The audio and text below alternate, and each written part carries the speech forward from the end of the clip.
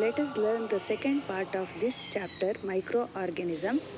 Good morning, dear So in children. this in this part Today you we are will going going to to learn learn about a about new the chapter, that is nitrogen cycle, microorganisms, friends and vaccines foe. and antibiotics. Microorganisms which are acting like both friends and foe. See, what do you mean by foe? Foe means enemies.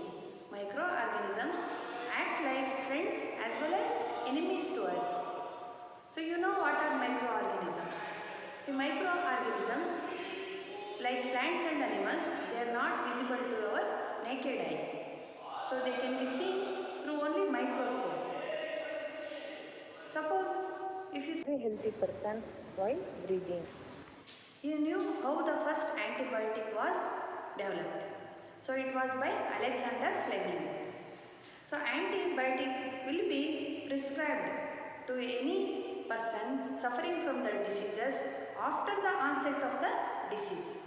So after the microorganisms infecting a person, so you will be developing some symptoms like respiratory problem, fever like that. So after that antibiotic will be given or administered. But what about vaccines? So vaccines are the medications given to a person before the onset of any diseases. A newborn child will be prescribed or to the newborn child will be administered by a series of vaccines like DPT, BCG, TT like that. So these are called vaccines. So vaccines are the medications administered to a person consisting of some of the microbial organisms.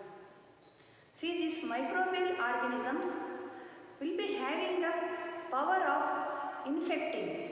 So the disease causing nature or capacity of those microorganisms has made reduced by treating them with some of the chemicals or by applying some heat to it. So after that microorganism which has been reduced with the disease causing capacity, those microbial extractions will be taken as the medicines and it will be administered to a person. So that person after getting injected with that vaccine will be having more resistance power to fight against the real microorganisms when they are invading the person's body. So the antibodies will be produced in the person's blood against that disease. So you will not be getting any diseases later. So the first vaccine prepared, the first vaccine which was developed was by Edward Jenner.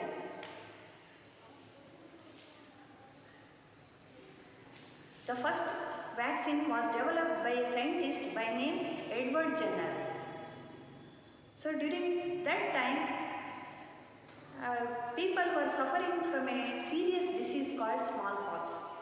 So thousands of people around the world were dying because of that disease.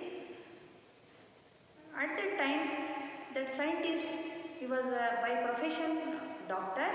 So Edward Jenner, he observed one peculiar thing around him.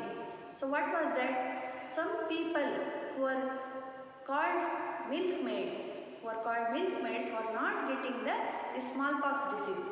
So when he observed those milkmaids, so they were getting one disease called cowpox. So after getting a mild infection of that cowpox, later they were not getting the disease smallpox. So he was so much curious to know why this happens. Later what happened? Edward Jenner took some of the scrapings from the cowpox lesions in the cowpox patients and he administered those scrapings of the lesion to a healthy person who has not been infected by the smallpox. A healthy person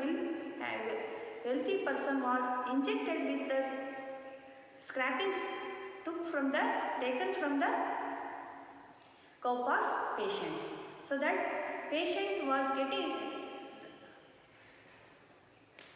the healthy person who has got administered by this injection later did not get any smallpox disease.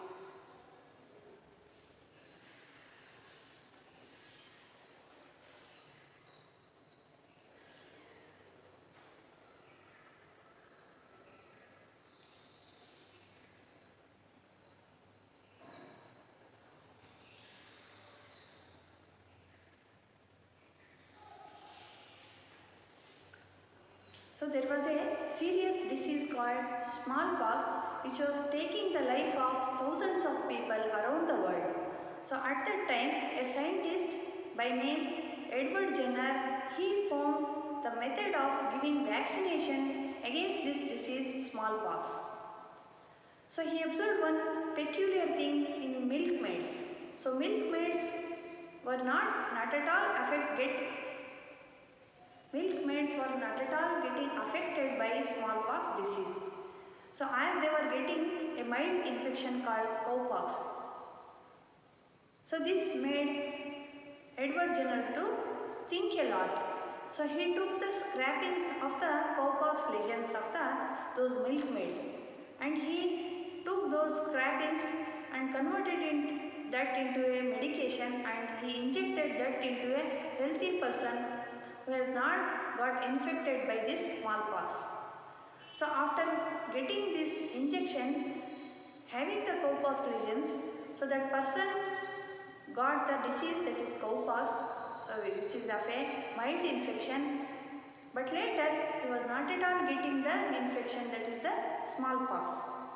So accidentally Edward Jenner developed or practiced the method of giving vaccination.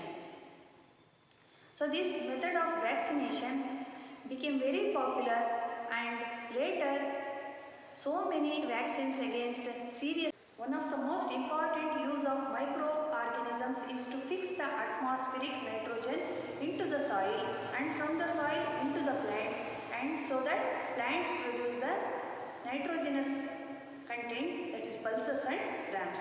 Let us see how this happens. So this happens by studying this nitrogenous cycle. So nitrogen cycle is called by one term biogeochemical cycle. See, bio means life consisting of plants, animals and microorganisms. Geo means the earth has got three layers: hydrosphere, atmosphere and lithosphere. Cycle means, see, some of the chemicals like nitrogen, so it will be there in the atmosphere, will be coming into the body of the living organisms, again it goes back to the nature, that is again to the atmosphere. So this cyclic motion of the chemical like nitrogen in the form of cycle is called biogeochemical cycle. Here in this lesson we are learning the nitrogen cycle because we have to know the usefulness of the microorganisms which has played a very important role here. So microorganisms help in fixing the atmospheric nitrogen. So in atmosphere, so there will be 78% of the nitrogen. That atmospheric air consisting of this amount of nitrogen will not be easily going into the body of the plants or animals. So this nitrogen has to get entered into the plants with the help of some microorganisms present in the soil.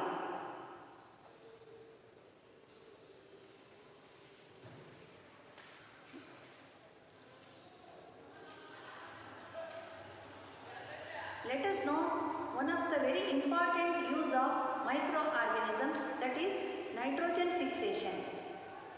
So that can be learned by studying this nitrogen cycle. See, this nitrogen cycle is called by a term, that is biogeochemical cycle. Bio means life which consists of plants, animals and microorganisms. Geo means earth consisting of hydrosphere, lithosphere and atmosphere. Whereas biogeochemical cycle, chemical like nitrogen will be moving in a cyclic form from the living organisms into the atmosphere and vice versa. So this can be learned in detail. So we are learning to know the useful nature of the microorganisms. See, in atmosphere, air consists of about 78% of nitrogen. See, this cannot be easily going into the body of plants or animals. So this will be done with the help of the microorganisms present in the dicotyledonous plants. The roots of the dicotyledonous plants will be having certain nodules. So when you take a cross section of those root nodules, you will observe some of the microorganisms like rhizobium. So those rhizobium will help in absorbing the atmospheric nitrogen.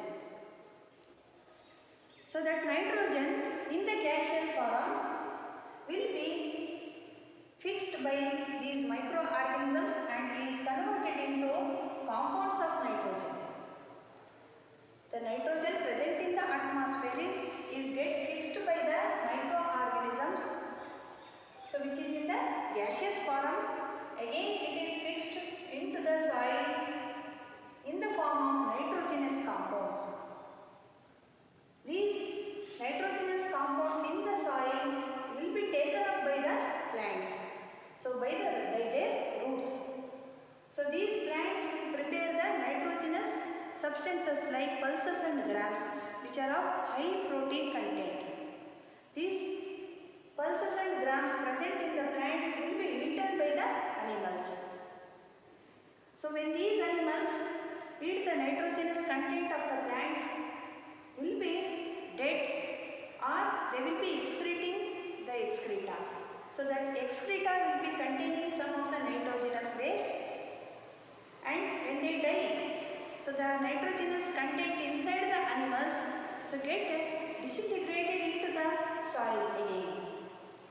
So in the soil, these compounds of nitrogen, so again they get denitrified to come back to form the gaseous nitrogen into the atmosphere. The useful microorganisms present in the soil, so they again convert that compounds of nitrogen to gaseous nitrogen, and this process will be in a cyclic manner. So by this we can know the very useful nature of the microorganism playing an important role in the fixation of nitrogen. Likewise, in atmospheric, the air consisting of 78% of nitrogen level will be balanced. So whatever nitrogen will be converted by the microorganisms into the plants, so the animals which are eating the plants, so when these plants and animals die, again the nitrogen content goes to the soil, and from the soil again that nitrogen goes back to the atmosphere. So like this, the maintenance of the nitrogen level in the atmosphere gets maintained.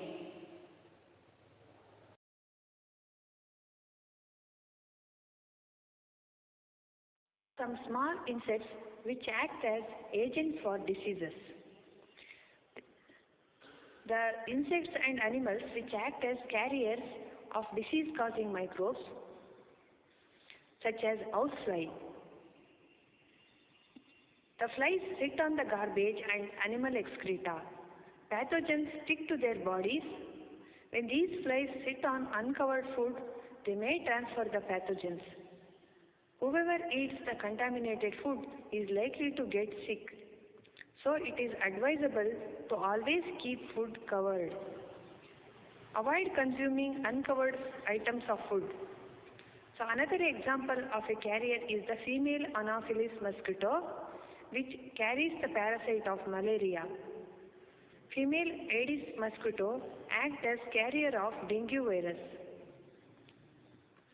All mosquitoes breed in water. Hence, one should not let water collect anywhere, in coolers, tires, flower pot, etc. By keeping the surroundings clean and dry, we can prevent mosquitoes from breeding. Try to make a list of measures which help to avoid the spread of malaria.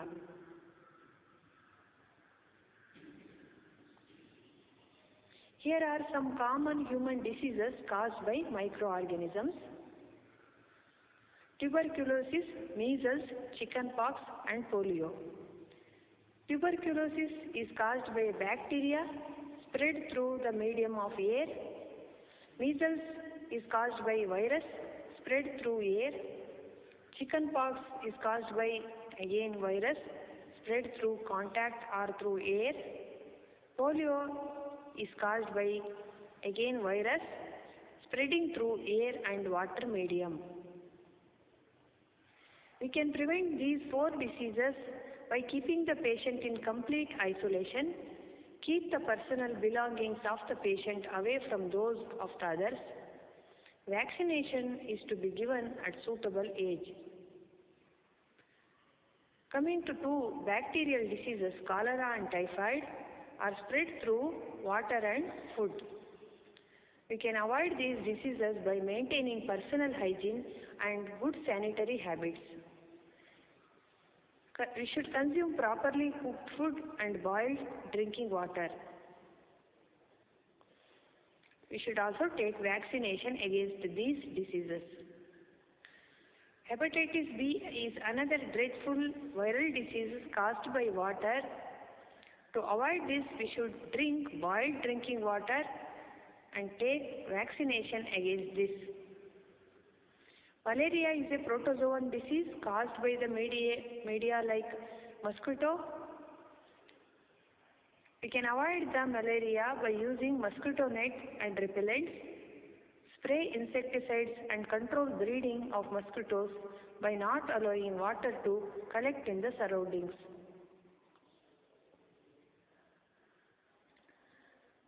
Microorganisms cause diseases to plants also. Let us know some of the disease-causing microorganisms in plants.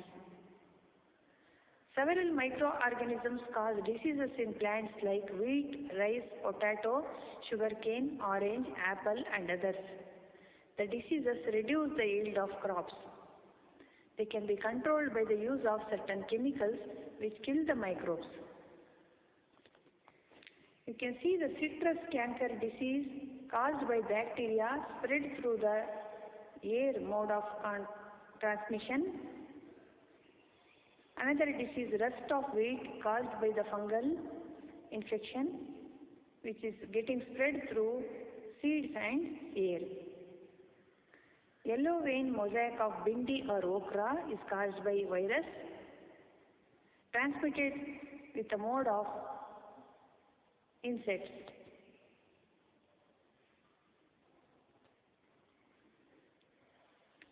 Let us know some of the preservative methods.